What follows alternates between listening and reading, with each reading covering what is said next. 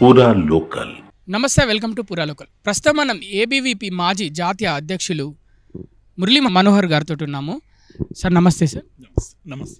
కాంగ్రెస్ ప్రభుత్వంలో ఉన్న లీడర్స్ ఎవరైతే ముఖ్యంగా ఎమ్మెల్యేలు, కొంతమంది మంత్రులు, కొంతమంది ఎమ్మెల్సీలు, వీళ్ళవి కూడా ఫామ్ హౌస్లు ఉన్నాయి మరి అదే పరిధిలో, మరి అవి కూడా కూల్చేస్తారా? అది ఇప్పుడు చర్చ అంతా అదే జరుగుతున్న చర్చ అంతా అంతే. ఎందుకంటే కాంగ్రెస్ ఎమ్మెల్యేలే బయటికి వచ్చి మెల్లగల మేము ముఖ్యమంత్రితో మాట్లాడతాం, మీరేం వరి కాకండి.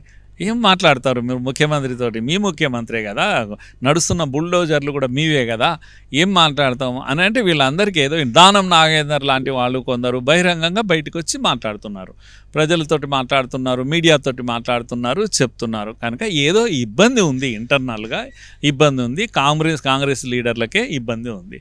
అయితే అటు ఇటు తిరిగి వచ్చి మహేష్ సాగర్, ఉస్మాన్ సాగర్ అటు ఇటు తిరిగి వచ్చి లాస్ట్కు అవేవి కేసీఆర్ భూములు ఉన్నాయి కదా, జన్వాడ ఫామ్ హౌస్ దగ్గరికి వచ్చింది. ఇప్పుడు జన్వాడ ఫామ్ హౌస్ ఇది దగ్గరికి వచ్చేసరికి డిబేట్ బాగా వేడెక్కింది. ఎందుకంటే వీళ్ళంతా కూడా ప్రతిపక్షాల యొక్క ఫామ్ హౌస్లు టార్గెట్ చేస్తున్నారు. పాపం కేటీఆర్ దగ్గరికి, అదే జనవాడ ఫామ్ హౌస్ దగ్గరికి గతంలో ఒక డ్రోన్ కూడా పోయింది. ఎవరు? రేవంత్ రెడ్డి ముఖ్యమంత్రి కాకముందు ఒక డ్రోన్ పంపించాడు. ఇప్పుడు అధికారంలో ఉన్న వాళ్ళు కనుక దాన్ని అడ్డుకోగలిగినరు, రేవంత్ రెడ్డి మీద దాడి చేశారు, లేకపోతే కేసులు పెట్టారు, అన్నీ అయిపోయినాయి. అప్పుడేమో డ్రోన్ పంపిండు, ముఖ్యమంత్రి అధికారం లేదు కనుక, ఇప్పుడేమో బుల్డోజర్ పంపిండు. రెండిట్లో తేడా కదా ఒక్కటే. కనుక టార్గెట్ మాత్రం మిస్ అవుతలేడు రేవంత్ రెడ్డి కూడా. Target Janwada, target KTR, target ప్రతిపక్షాలు అనేది ఆయన పొలిటికల్ టార్గెట్, ఆయన వెళ్తూ ఉన్నాడు.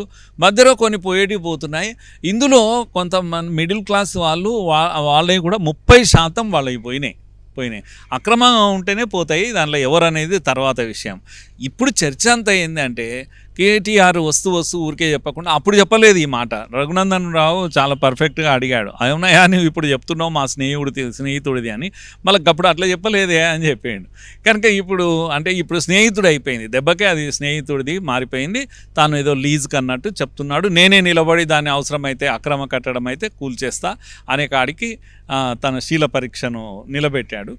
అంతేకాకుండా ఊరికే ఉండకుండా మళ్ళీ కేవీపీ రామచంద్రరావు, లేకపోతే ఆ శ్రీనివాసరెడ్డి, పొంగులేటి శ్రీనివాసరెడ్డి దగ్గర నుండి పటోల రెడ్డి ఉన్నాడు కదా, ఆయన దగ్గర నుంచి అన్ని పేర్లు పెట్టి వీళ్ళందరివి ఉన్నాయి. మరి వీళ్ళ అందరివి చూడండి, నేను కూడా వస్తా, ఎవరు అక్రమంగా ఉంటే ఆ జోన్లోకి వస్తే మాత్రం, FTL జోన్లోకి వస్తే చలో కూల్చేద్దాం. మరి మీ వివేక్ కూడా ఉన్నాయి కదా, ఇవన్నీ పేర్లు బయటకు పెట్టేశారు.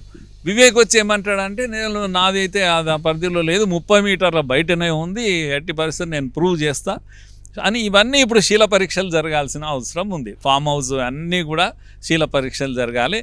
కనుక వ్యక్తి ఏ పార్టీ అనేది ముఖ్యం కాదు. ఇప్పుడు మజా వస్తున్నది ఎవరికి అంటే కామన్ మ్యాన్కు మజా వస్తుంది. సో అందరూ దొంగలందరిని బయట పెట్టాల్సిందే.